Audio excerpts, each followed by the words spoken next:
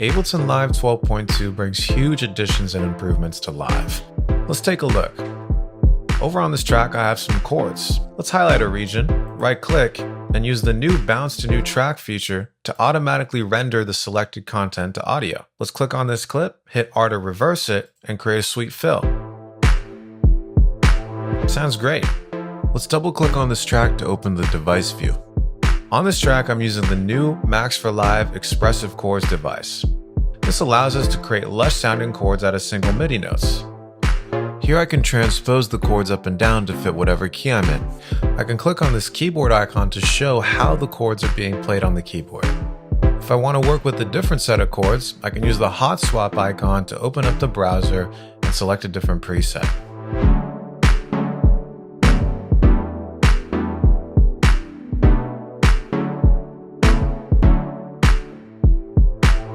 Awesome.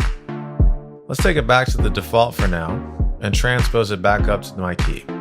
I'll close out of the browser as well. At the bottom are different controls that affect how the chords are being played. Tilt changes the weighting of velocity across a chord. Positive values emphasize high pitches, and negative values emphasize low ones. Invert selects between different permutations of the chord.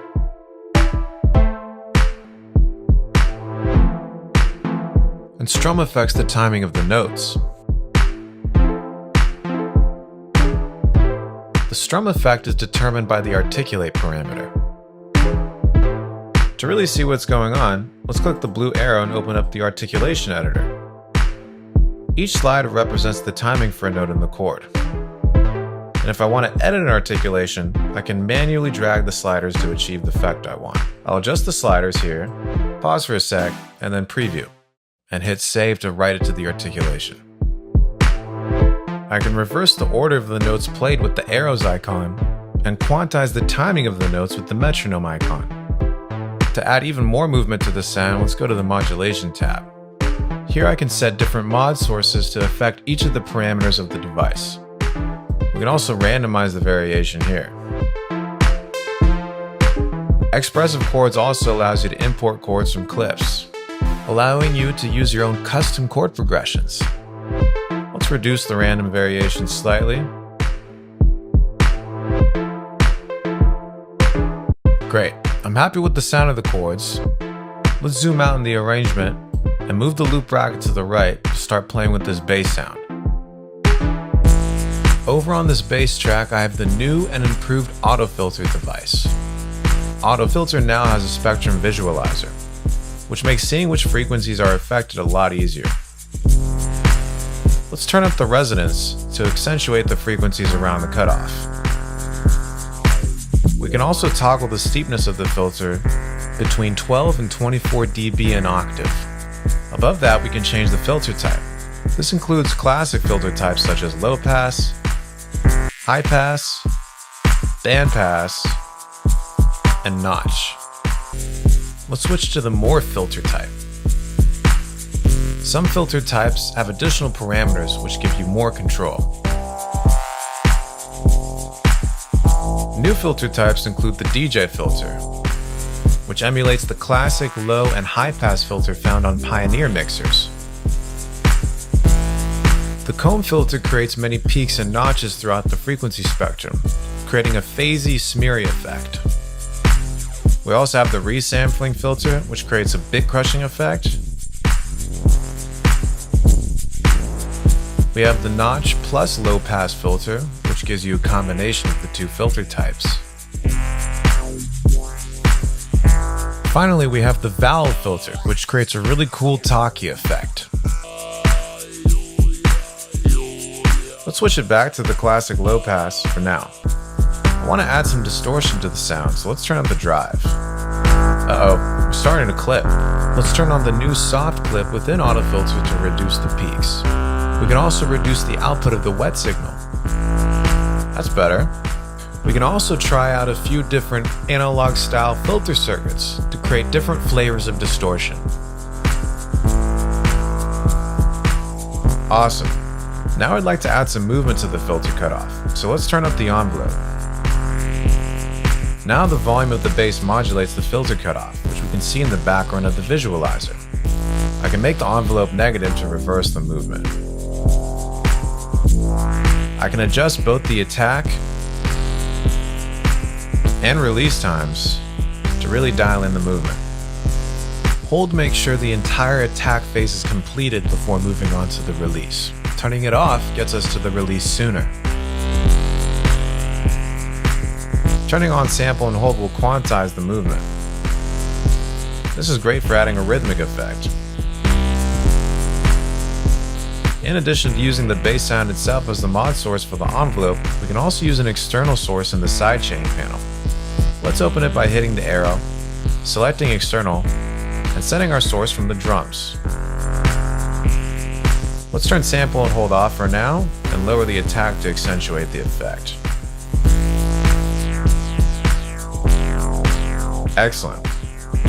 You now hear the kick and snare triggering the envelope for the filter. To really dial this in, let's solo out the bass track and click the headphone icon to hear the sidechain input. Cool. The mix lets us adjust the balance between the internal and external signals for triggering the envelope. Let's add some gain to the sidechain input. Let's turn on the sidechain filter and change the type to a low pass so that only the kick affects the filter envelope. Awesome, it's sounding great. Let's turn the headphone icon off and hear it in the mix. Cool. Let's turn the envelope back down to 0 and start playing with the LFO amount.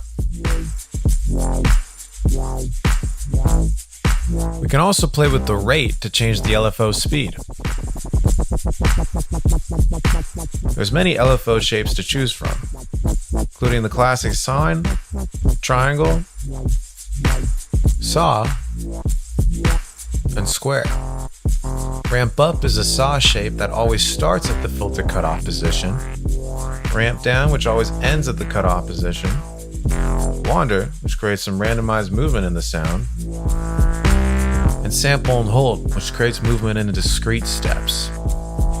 Most LFO shapes feature a morph parameter, which allow you to bias the LFO shape.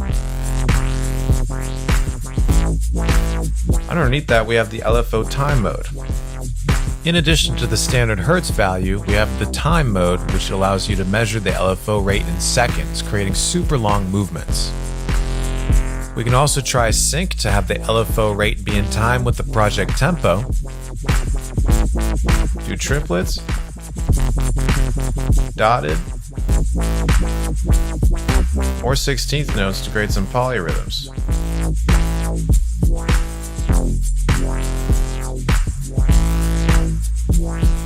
Up top, we have the LFO quantization modes. In steps mode, we can divide the LFO cycle into a number of discrete intervals. In sample and hold mode, the LFO is quantized to the specified beat time value. To the left, we have the phase offset control, which shifts the starting point of the LFO cycle forward or backward.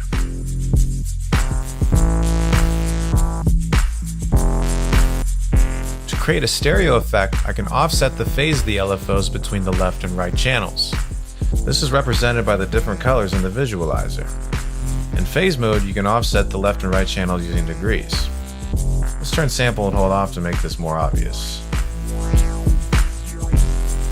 In spin mode, the phase of the left and right channels diverge progressively over time.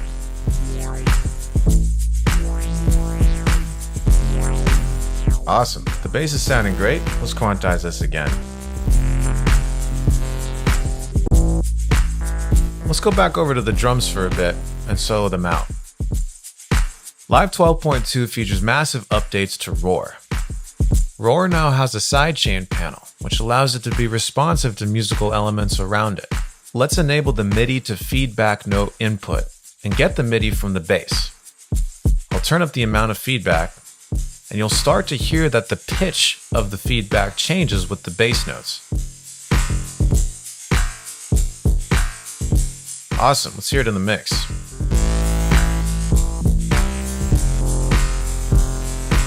As a final touch to the drums, I'll use the new dispersion filter in Roar. This offsets the high frequencies from the low ones to create a pitchy, bubbly effect.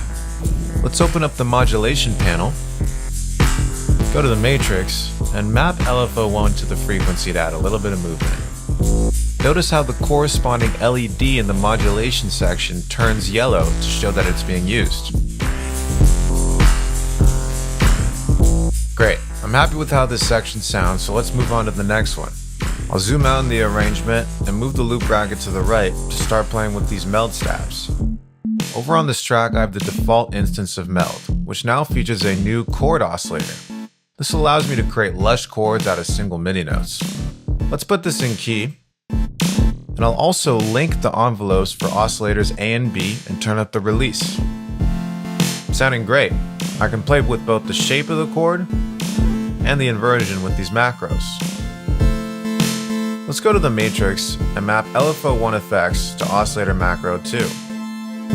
I'll open up the LFO panel and use the new scrambler effect to create some variation.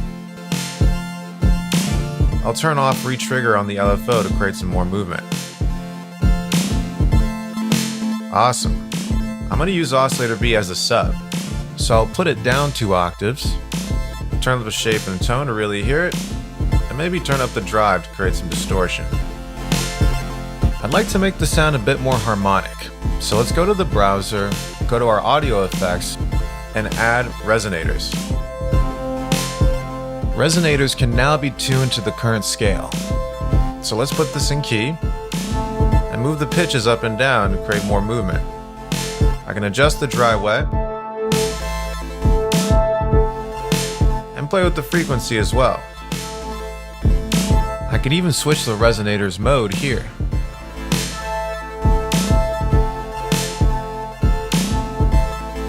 I'd like to add a melodic element to this section, so let's open up the browser, go to our samples, and show the filters.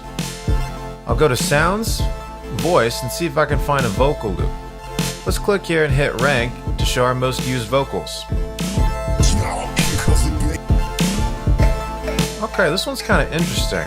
It sounds more percussive than a voice to me, so let's use the new quick tags and add our own percussive tag and get rid of the solo voice tag. I'll then open up the tag editor to create my own custom tag for this. Let's call this Wonky, and add the Wonky tag to this as well. Let's see what other sounds we can find that are similar to this. Okay, that's interesting. I'm liking the results of this search. So let's save it as a user label for easy access in the browser. I can even right-click on it and give it its own custom icon. Cool.